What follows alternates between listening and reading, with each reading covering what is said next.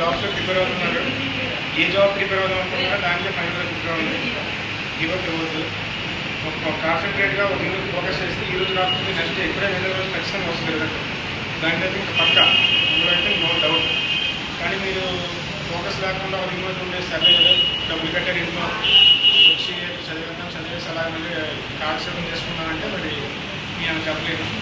పర్ఫెక్ట్గా కాన్సన్ట్రేట్గా ప్రాక్సిమల్గా నాకు for example constable DSC group 2 అయితే గ్రూప్ 2 ఏదైనా కాన్సన్ట్రేట్ చేసి పర్ఫెక్ట్గా చూసారంటే 2 సంవత్సరాలు కావచ్చు, 3 సంవత్సరాలు కావచ్చు, సంవత్సరం కావచ్చు.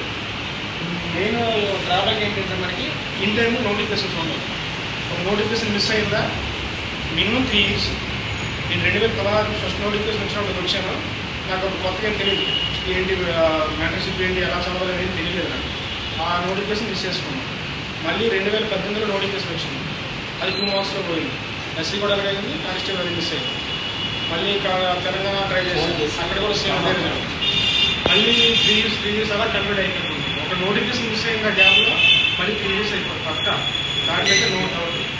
సో వచ్చిన నోటిఫికేషన్కి ఇన్ టైంలో మీరు పర్ఫెక్ట్గా యూజ్ చేసుకుంటే ఖచ్చితంగా సక్సెస్ అవుతుంది. మంచి పిల్లాడండి నవీన్ అనేది అబ్బాయి. ఒకసారి వినండి. అలాగా 2016లో అబ్బాయి వచ్చాడు.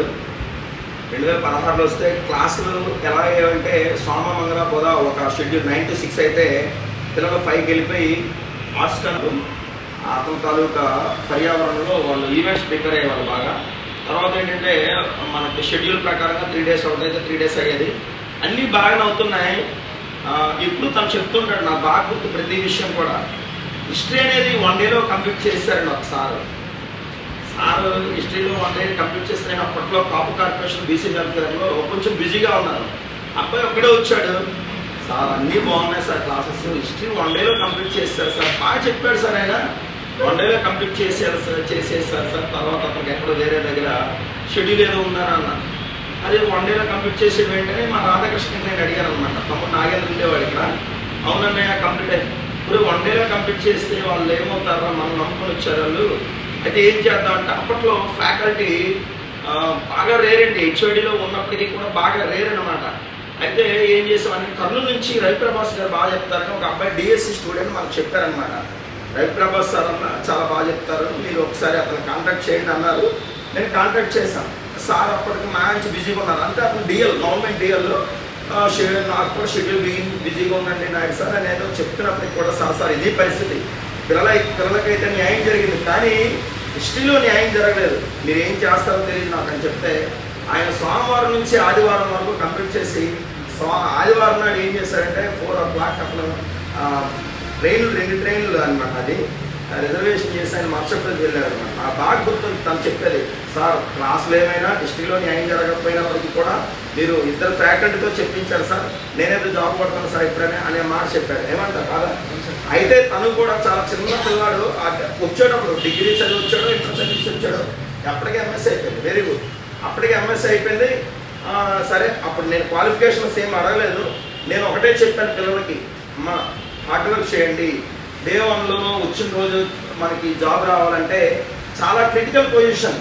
ఎందుకంటే ముందు వరుసలో చాలామంది ఉన్నారు, వాళ్ళు ఎప్పటి నుంచో ప్రిపేర్ అవుతున్నారు. మీరు వెయిట్ చేయండి, ఈలోపు ఎక్కడో దగ్గర కొంచెం అలా పార్ట్ టైం జాబ్ చేసుకుంటూ అలా ఆ రోజు ఈ రోజు రోజుకు 1 గంట గడియ పుస్తకం తీయండి, చదువుని మర్చిపోవద్దు, రివిజన్లో ఉండండి. కొత్త పుస్తకాన్ని ఒకసారి చదివే బదులు ఉన్న పుస్తకాన్ని 10 సార్లు చదివి దాన్ని కంప్లీట్ చేయండి అని నేను ఎప్పుడు చెప్తూ ఉండేవాడిని. వాళ్ళు కూడా అదే చేశారండి, చెప్పకపోవడానికి ఏముంది. అలా కష్టపడుతూ నేను ఎప్పుడు ఒక ఎగ్జాంపుల్ చెప్తుండేవాడిని క్లాస్లో. ఏమయ్యేదంటే మన ఫస్ట్ ఏ సక్సెస్ కానివ్వండి, ఒకటి విషయం గుర్తుపెట్టుకోండి, ఒకటి నీ అంతరాత్మ, రెండోది నీ హార్డ్ వర్క్. అంతరాత్మ గురించి ఏంటంటే ఒక మాట చెప్తాను వినండి. ఒక గురువు గారు ఏమొచ్చి కొన్ని మీలాగే ఇక్కడ ఉన్నారు కదా, మీకు 10 మందికి 10 పక్షులు ఇచ్చేవాలనుకున్నాను సపోజ్. ఈ 10 పక్షుల్ని ఏం చేశానంటే నేను మా ఎవ్వరు లేని దగ్గరికి వెళ్ళి వాటి పేక్ బిస్కి చంపేయండి అని చెప్పానమాట. మీరు ఏం చేశారంటే 10 మందిలో 9 మంది గోడ సందుల్లోకి వెళ్ళి దాన్ని పేక్ బిస్కి చంపేశారనమాట. ఎవరు లేరు కదా గోడ సందుల్లో ఇరుకుల్లో.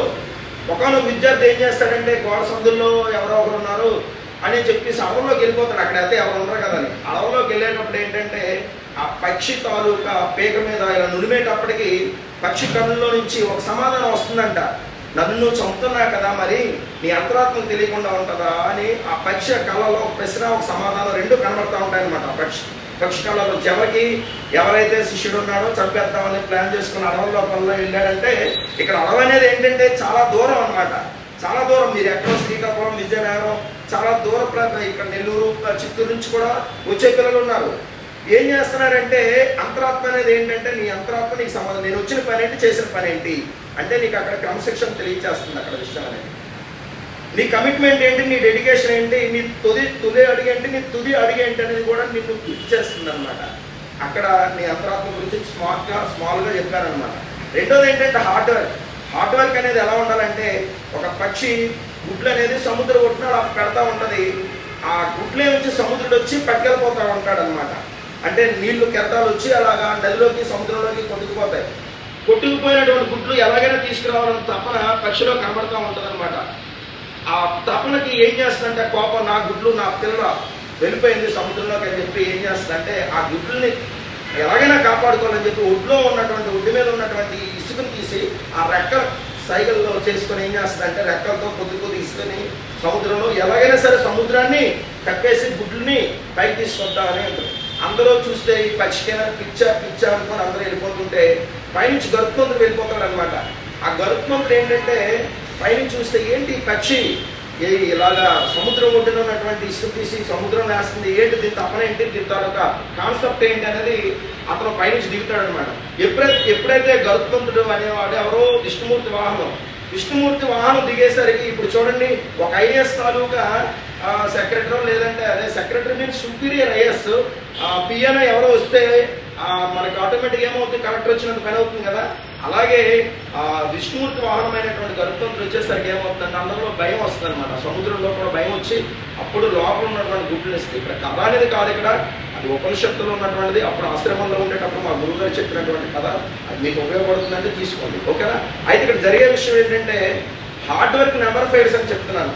అంటే రాని గుడ్లు కూడా వచ్చింది, ఎలా అయితే వచ్చిందో లేని దాన్ని మట్టినైనా బంగారం చేయగలడు మనిషి. ఎప్పుడూ తీవ్రమైనటువంటి తపన కాదు, తీవ్రమైన తపన ఉండి ఆ హార్డ్ వర్క్ నీలో ఉన్నటువంటి దాన్ని నువ్వు అంతఃకరణ శుద్ధితో బయట పెట్టాలి దాన్ని. అలా నువ్వు ఎప్పుడైతే ఆత్మ సాక్షి హార్డ్ వర్క్ రెండు ఎప్పుడైతే నీలో అది ఒక్కసారి ప్రజలేవో నీకు ఆటోమేటిక్గా కొంచెం లేట్ అవుతుంది. సక్సెస్లో ఉన్నారు వాళ్ళంతా కూడా 2016 నుంచి సక్సెస్లో ఉన్నారు, కానీ జనాల్లో వచ్చేసరికి అది కొద్దిగా టైం పడుతుంది అనమాట. దానికి నోటిఫికేషన్ రూపంలో బయటపడతాయి. సో పిల్లలందరూ కష్టపడి చదివిన వాళ్ళే. అలాగే వాళ్ళలో చాలామందికి జాబ్లు వచ్చాయి. జాబులు రాకపోయినప్పటికీ కూడా ప్రైవేట్ ఫీల్డ్లో మంచిగా సెటిల్ అయినటువంటి పిల్లలు కూడా చాలామంది ఉన్నారు, వాళ్ళు నాకు తెలుసు. అలాగే ఇన్స్పిరేషన్ చేసుకొని మీరు కూడా మంచిగా జాబులు కొట్టి మీ తల్లిదండ్రులకు మంచి పిల్లలుగా మాకు కూడా మంచి పేరు తీసుకొస్తారని నేను కోరుకుంటున్నాను. ఏమంటారు? ఏమైనా డౌట్స్ ఉంటే అబ్బాయిని అడగండి. ఎలా ఫేస్ చేశారు, ఎలా రాశారు, ఏదైనా షార్ట్ కట్స్ ఉన్నాయా, ఉద్యోగం కొట్టేయాలంటే రాత్రి ఏమైనా అవుతాయి, ఇలాంటివి ఉన్నాయనుకోండి, అడగండి, తప్పలేదు, ఓకేనా.